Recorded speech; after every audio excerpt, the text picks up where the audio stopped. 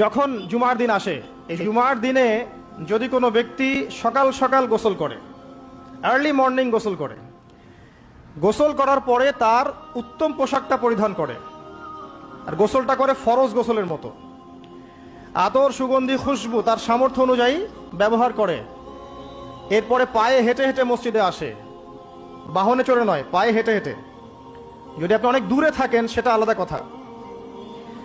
এবং ইমামের কাছাকাছি বসে, মসজিদে আসার পরে যতটুকু সম্ভব হয় সুন্নত পড়ে নিল, নফল পড়ে নিল, এরপর ইমামের কাছাকাছি এসে বসলো, ইমামের খুতবা শ্রবণ করে মনোযোগের সাথে।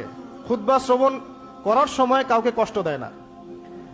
কাউকে কষ্ট দেয় না মানে হচ্ছে যে কেউ কথা বললে তাকে এতটুকু বলে না যে তুমি চুপ করো, কোনো কষ্ট দেয় না। ইমামের খুতবা শ্রবণ করে, নামাজ পড়ে ইমামের সাথে